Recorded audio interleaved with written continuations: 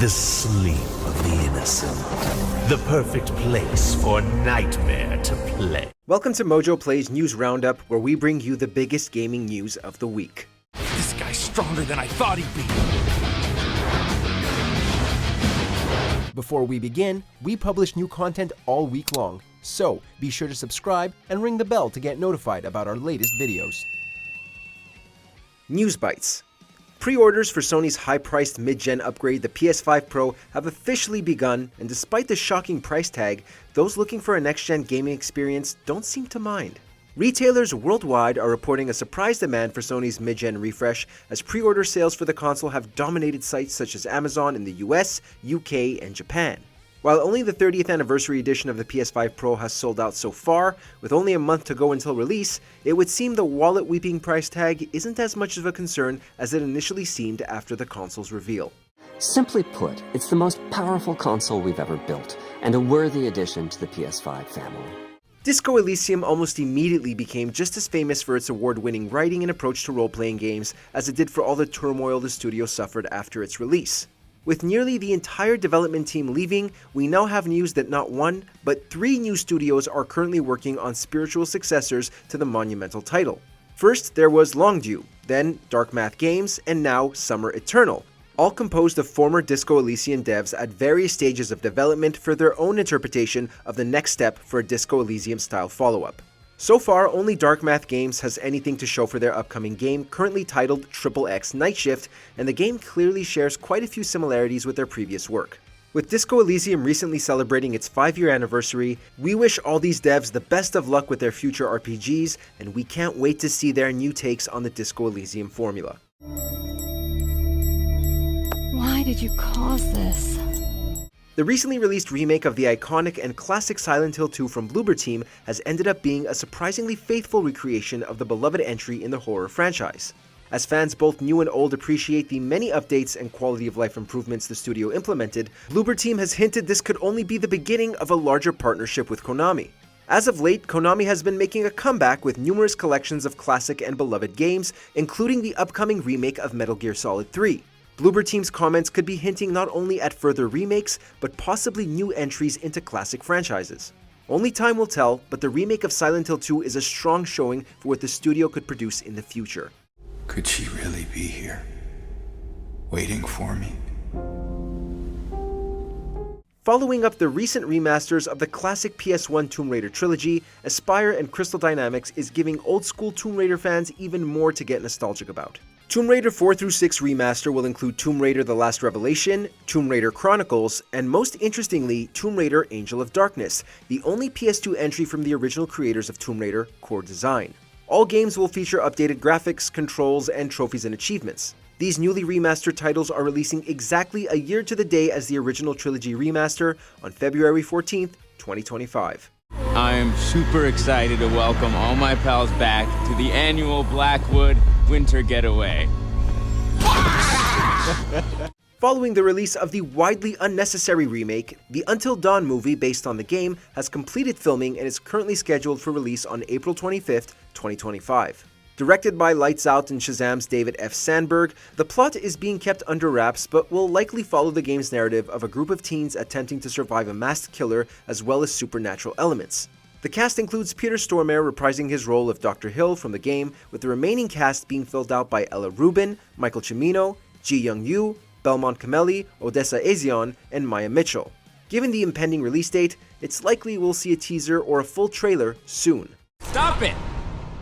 If we can't get along for 10 minutes, then maybe we need a little bit of a break, right? Analogue, the company most well known for the modern updates to retro consoles, specifically NES, SNES, Genesis, and Game Boy, announced their newest console, the Analogue 3D, specifically designed to play N64 titles on modern screens.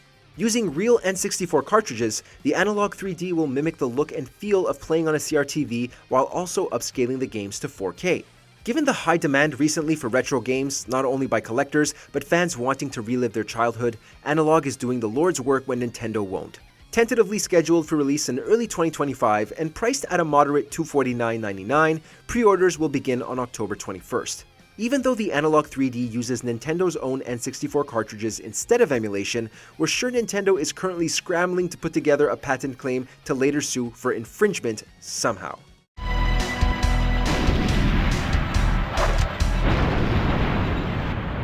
Mobile expansions.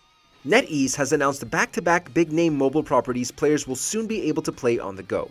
First is Bungie's highly influential Destiny series making its mobile debut with Destiny Rising, a free-to-play PvP and PvE shooter set in an alternate timeline from the base game.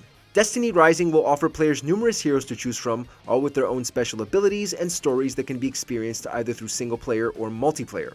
The game looks quite impressive, almost matching the base game in terms of graphics and gameplay. A limited closed alpha test is currently scheduled for November with no solid release date as of yet. It is time to embrace your destiny.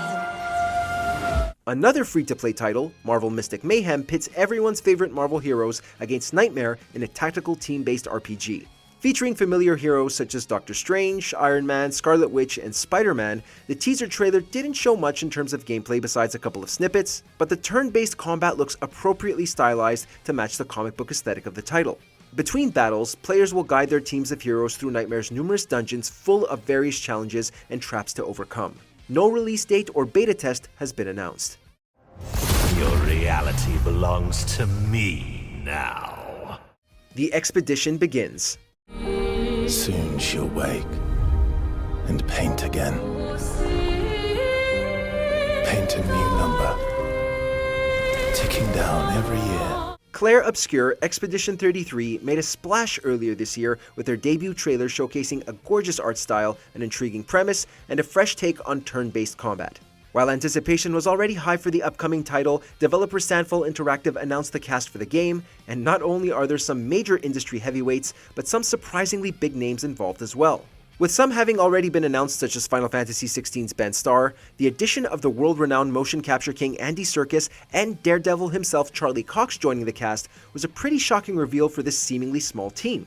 The game follows a group as they attempt to stop an entity simply known as the Paintress, who paints a new number each year, resulting in anyone that age then dying. The developer has been dropping new information regularly about the game since its reveal, and thankfully, gamers won't have to wait long to get their hands on the title, as it was also revealed Expedition 33 will release in spring 2025. We exist for as long as she wants. The Conductor's Final Bow. The video game community, particularly Final Fantasy fans, expressed shock and disappointment as Nobuo Uematsu, the legendary composer of many titles in the Final Fantasy franchise, announced his retirement. Uematsu quickly followed this news up with a clarification he wasn't retiring from composing entirely. Simply that Fantasia Neo Dimension, created alongside Final Fantasy creator Hironobu Sakaguchi, would be the last complete video game score he composed, and that he would still be composing music, but cutting back a bit. Uematsu had hinted at his true retirement earlier this year, stating he didn't know if he'd ever be able to compose an entire game's soundtrack again. He cited the fact that it can take 2 to 3 years of constant work to compose an entire game's original soundtrack, and he doesn't feel he can physically continue with that demand any further. Uematsu recently composed the main themes for both Final Fantasy VII Remake and Rebirth, and stated that he would love to compose the theme for the third entry as well. After nearly 40 years in the industry and some of the most iconic soundtracks and compositions of all time, we'd agree Uematsu has earned some well-deserved time off to focus on what he loves. Gotta catch the leakers. Game Freak has suffered a massive hack and data breach resulting in decades of unreleased behind-the-scenes development diaries such as concept art, lore bibles, and codenames for upcoming projects being leaked.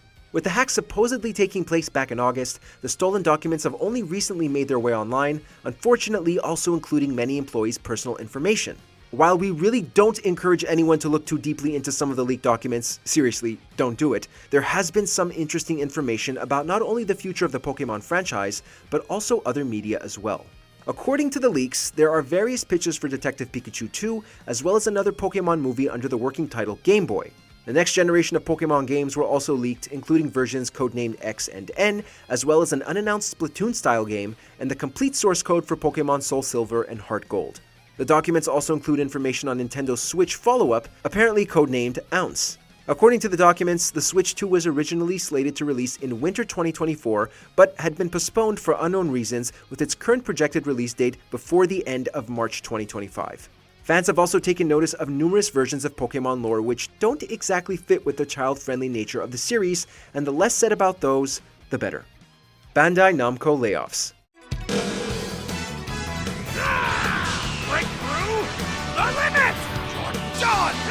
The gaming industry continues its downward spiral.